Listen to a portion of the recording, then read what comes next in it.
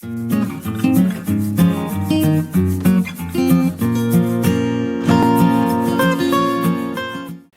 nossa visita hoje no Jogando em Casa, ela tem um diferencial.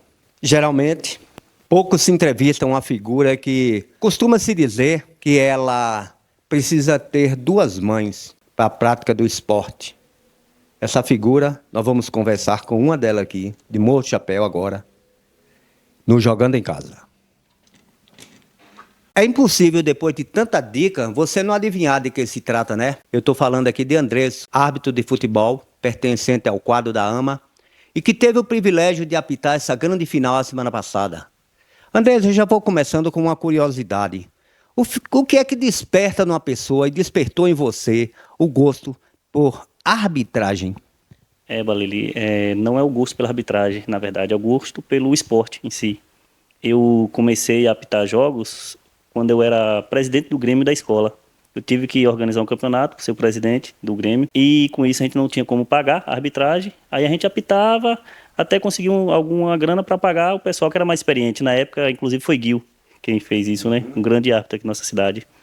Aí nisso a gente vai tomando gosto pela coisa, aí surgiu a associação no Morro, a AMA, né? Que é onde a gente atua, e através dela, Marcos Aurélio Cotinha, não sei se você conhece, muito conhece, trabalha na Estila, hoje trabalha na Secretaria de Esporte.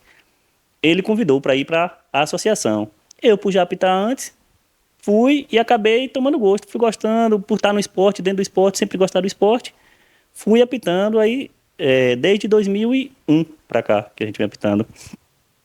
Na introdução do Jogando em Casa de hoje, eu brinquei dizendo assim que o árbitro de futebol ele tem que ter duas mães. Uma para deixar em casa e outra para levar para o estádio. O árbitro ele é preparado psicologicamente para ouvir determinados elogios, entre aspas, que às vezes surgem no gramado? Na verdade, a gente tem que estar preparado psicologicamente, não só para ouvir as coisas indesejadas, não escutar elas e fazer o seu trabalho dentro de campo. Estar preparado para o jogo em si. E que cada jogo é uma história, você tem que se preparar tanto psicologicamente, como teoricamente, fisicamente, para aquele jogo, para aquele dia, para aquela hora que você vai pôr em prática o que você estudou antes e praticou antes. Ontem eu acompanhei o primeiro tempo da partida Miguel Calmon e Jacobina, e eu vi que você estava trabalhando como bandeirinha. Você estava bandeirando o jogo, não foi? E aí, me diga uma coisa, arbitrar ou bandeirar numa partida fora, como é que você analisa e arbitrar em Morro do Chapéu, um campeonato tão importante, e o Intermunicipal também, uma competição hoje tida como uma das maiores competições do amadorismo no futebol na Bahia.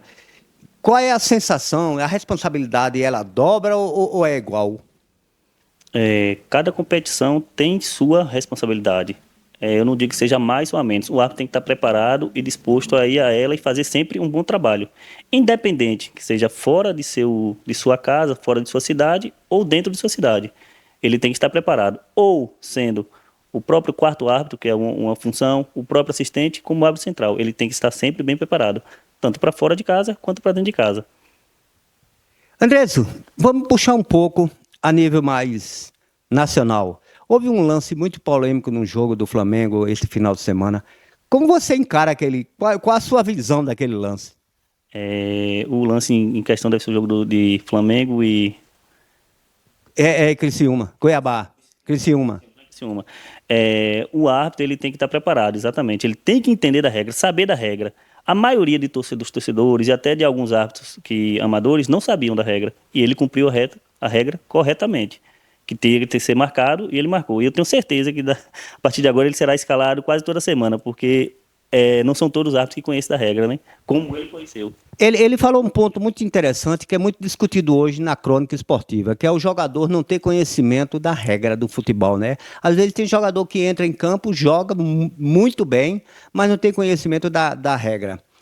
E por não ter conhecimento da regra, às vezes comete uma falha daquela que cometeu. Mas vamos voltar para a nossa terrinha aqui. Veja só, algum dia você já chegou em casa e aí o seu VAR do cérebro funcionou e lhe chamou a atenção e disse assim, rapaz, você errou nesse lance aqui. Como é que você se sente quando bota a cabeça no travesseiro e diz, rapaz, eu fui o responsável pelo resultado dessa partida? Já aconteceu isso? Que eu me lembre de interferir, que a gente fala assim, interferir no resultado do jogo, não. Lances, errar e acertar, a gente vai acertar. Agora, não para interferir em si no resultado daquela partida. Graças a Deus, com a gente nunca aconteceu, inclusive comigo, né? Falar um pouco também, Baleli, sobre a história. A história de como eu comecei a trabalhar. Na região, eu acho que teve a época de Copa de Sertão, Copa de Feijão, antigamente, teve alguns hábitos que saiu daqui. Mas eu acho que Andresso, eu, né? Sou, acho que um dos que mais trabalhou fora deste município, na região aqui toda. Inclusive, eu tive o privilégio de trabalhar até uma semifinal de Baiano Sub-20, entre Irecê e Canaã, que acho que poucas pessoas conhecem. Falam muito com a gente quando vê a gente aqui no interior, no coisa, mas já teve isso. Este ano, inclusive, eu apitei a final entre Irecê e Jussara, na Copa Territorial TV Diamante. Apitei a final de futsal em Utinga. E depois que a gente vai rodando, acabei sendo privilegiado a apitar a final em Morro do Chapéu. Que, inclusive, após eu ter retornado de São Paulo, era uma coisa que eu galgava, queria. Me preparei bastante. Que antes eu era mais assistente. Quando eu vim para cá, que eu retornei, fui para o árbitro central. E desde 2018, que fui achado na grama, eu trabalhei nas últimas 4, infelizmente nas 3 anteriores foram como assistente. Graças a Deus, esse ano eu tive o privilégio de trabalhar na final como árbitro central, uma coisa que eu vinha perseguindo, correndo, me dedicando, indo para a federação, tomando curso, me preparando fisicamente, para no dia que chegasse o dia de eu ter esse privilégio de trabalhar em minha cidade, consegui trabalhar e graças a Deus terminou em paz e o time melhor foi campeão, né? Quem teve o melhor futebol no dia, na verdade. Quer dizer que você realizou um sonho que sonhava há muito tempo. Desde 2018, quando eu retornei a São Paulo. E na noite anterior, dormiu bem? Na verdade, na noite anterior, não. E desde a terça-feira, quando os clubes se reuniram e decidiram que seria o árbitro da casa, que eu soube que seria eu não consegui dormir mais.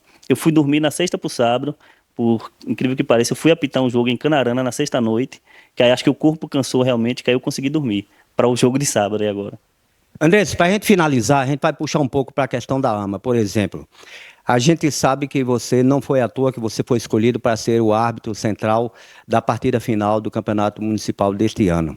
Isso foi um privilégio para você e a realização de um sonho, como você acabou de dizer. Como você analisa hoje a AMA, o seu quadro, o que é que pode melhorar para que muitos conquistem o que você acaba de dizer que já conquistou?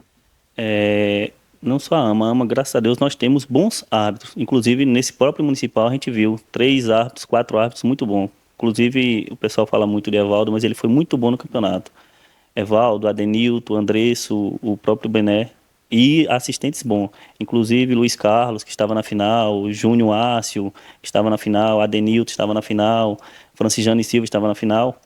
Aí eu volto à primeira fala que eu tive. Quando eu comecei numa quadra no colégio, apitando, novo.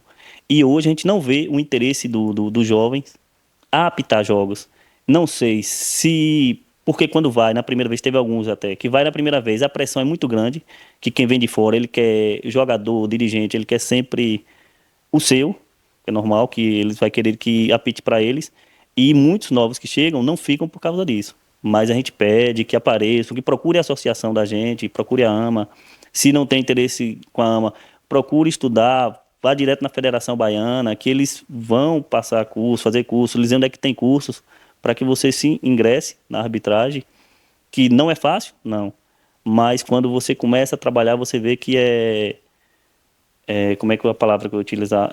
Você se sente lisonjeado, até eu tiro por mim, gratificante isso. Inclusive por mim, que eu, na Bahia, essa região nossa aqui do Sertão, Chapada Diamantina, em quase todas as cidades eu trabalhei, em quase todas as cidades eu conheço. Aí eu coloco de Nova Redenção a Capim Grosso, de Mundo Novo, Rui Barbosa, a Jussara, Canarana, Novo Horizonte. Se eu botar aqui, vai dar mais de 20 cidades que eu já trabalhei nesse interior da Bahia já. Pois é. Meus amigos, esse é o Jogando em Casa. E a gente pode dizer que eu estou aqui ao lado de um árbitro que eu não vou desrespeitar dizendo que ele é um árbitro rodado. Ele é um árbitro que acaba de dizer que tem rodagem. E por ter rodagem, tem experiência. É isso. Que sirva de exemplo, assim como o André sonhou um dia em apitar a final, que os jovens de Morro Chapéu também aspirem e sonhem. TV Chapada, jogando em casa.